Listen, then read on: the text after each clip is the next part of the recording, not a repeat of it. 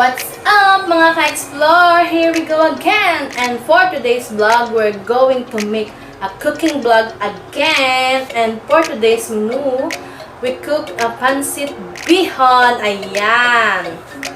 Na version ko po. Kaya if you are new and not yet subscribed to my channel, don't forget to click subscribe and bell button na rin para like ang ma-notify sa aking mga video na gagawin. Kaya tara na mga ka-explore, luto na tayo at pa-intro muna tayo para kunyari vlogger talaga. Let's go!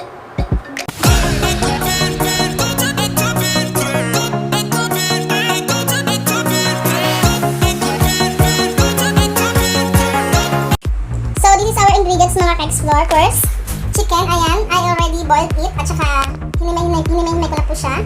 Then, chicken liver, I already fried, so later we can saute a little bit, and also squid balls and kikiam. We have also cabbage, ayan, repolyo, carrots, baby beans, onion and garlic. Of course, we have nor, chicken cubes, para sa chicken stock mamaya, magic syrup, and dato puti soy sauce, ayan. Kaya, let's go mga ka-explore, start na tayo! So, ayan mga ka-explore, let's do hit our casserole. Ayan. English speaking. Just wait for a little bit minute para mainit po siya mga ka-explore. So, ayan, medyo mainit na siya. Meron ako ditong oil. Ayan. Ito yung ginamit ko kanina sa pagprito ng aking kikiam and squid balls. Salin ko lang siya. And then, make more, a little bit oil.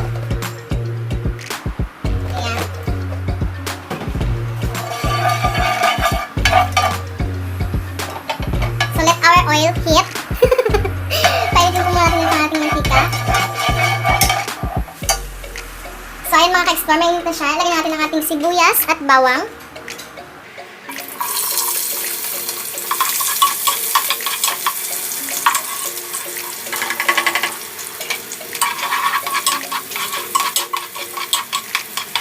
Ayan, iluto lang po natin ang ating bawang.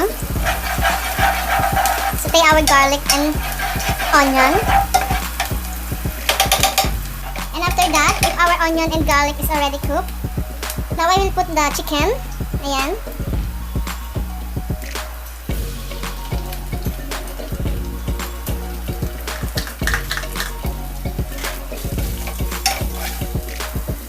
This is our chicken.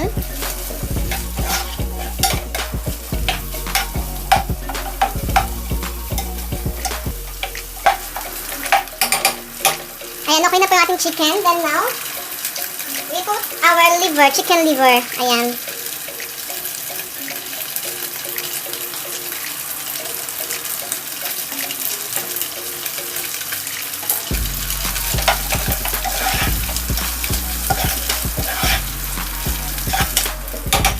Kahit hindi na po natin siya masyadong isaute kasi po, diba, maluto naman na siya. Kaya ayan, kaya okay lang na a little bit saute only because they already cooked. After that po, lagyan na natin ang ating kikiam and squid balls. This is already fried also.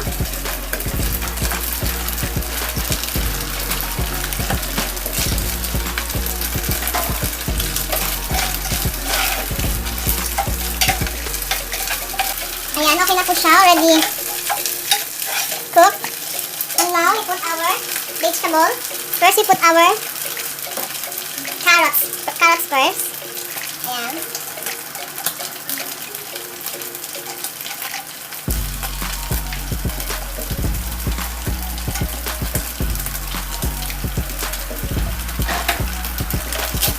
Haluin po ulit. Then after ng carrots, we put our bagu beans. Ayan. Put our beans.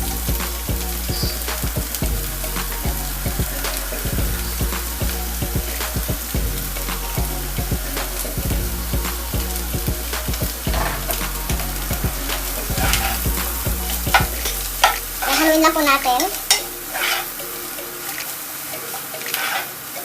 And now po, after that, we put our cabbage. Ayan ang ating repolyo. Lagyan na po natin siya.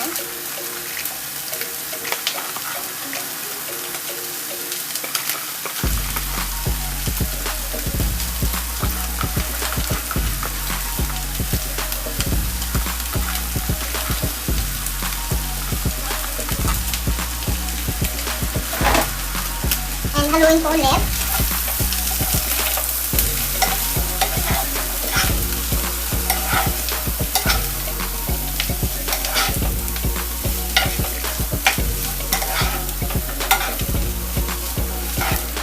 And after that, we put a little bit of magic sarap. Ayan, seasoning. And then put also a little bit of soy sauce. Then mix it again. Ayan.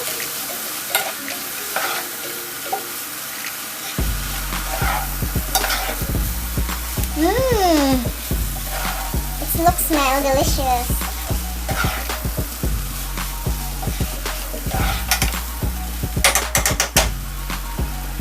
And after that, we wait for only 5 seconds.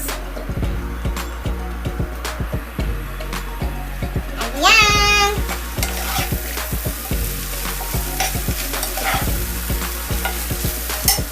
Okay na po ang ating gulay. So our vegetables are already cooked. And now, ito po kasing ginagawa ko. If the vegetable is already cooked, I separate it.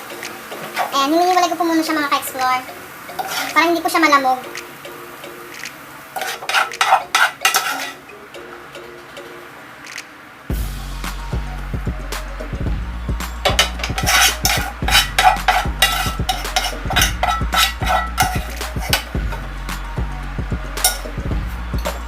So now this is our vegetables. So now mga ka-explore, I forgot to show you this pancit bihon, golden bihon. Nakalimutan ko sa ingredients kanina. So this is 2 pieces only. Because here say add 500 ml of water for every piece of bihon. So I will put 4 cups of water. This is 3 cups.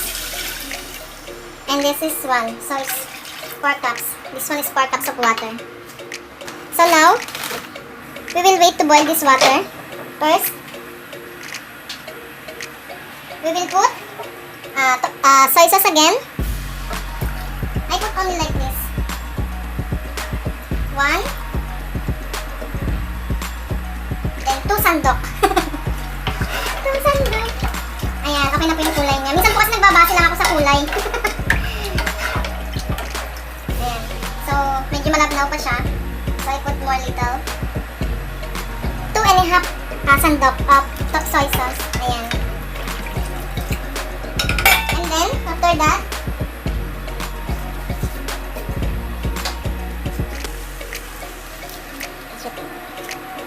we put the Knorr cubes chicken. Ayan. Para masama po siya sa pag-boil. Then, we will wait to boil this water. So, ayan mga ka-explore, our water is already boiled. Now, we put our golden bihon. I make it crack it.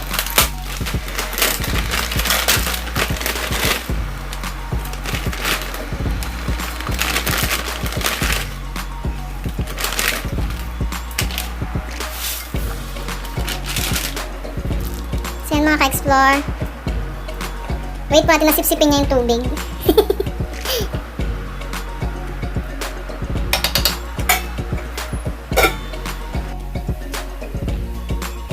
So, ayan mga ka-explore. Our pancit bihon is already cooked. Ayan. Nasip-sip niya na po lahat ng tubig. Ayan. Ayan na po siya. So, now, ready na po natin ilagay ang ating gulay.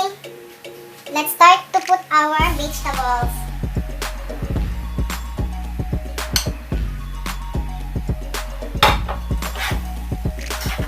Wow! Yummy!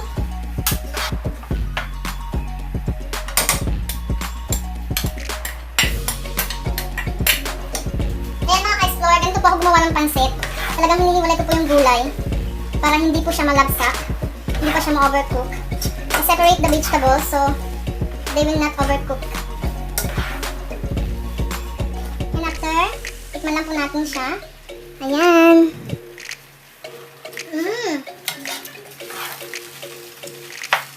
It looks perfect na po. Dagdagan na lang po natin siya ng konting magic sarap. Konti lang po. Pampalasa lang ng konti. Ayan. Haluin natin. Ayan. And our pancit bihon is already done. Ayan. So, ayan na mga ka-explore, ang init. Ayan na, mawis ang nag-oily ang mukha na explore nyo. At ito na yung ating PANCIT BIHON. Ayan, madilim na kasi dito sa aming kusina. Kaya ayan, sana nagustuhan nyo po ang aking pagluluto ng PANCIT BIHON. At don't forget to like na rin po kung nagustuhan nyo po ang aking pagluluto. At share na rin para po mapanood ng ating pamilya at ng ating mga kaibigan. And don't forget po na i-follow din ako sa aking Facebook page account, Twitter, Instagram, TikTok, Mule. Ayan, Eds the Explorer lang po yan lahat. Kaya yun lang mga ka-explore. Salamat sa panonood at bye! Thank you! God bless!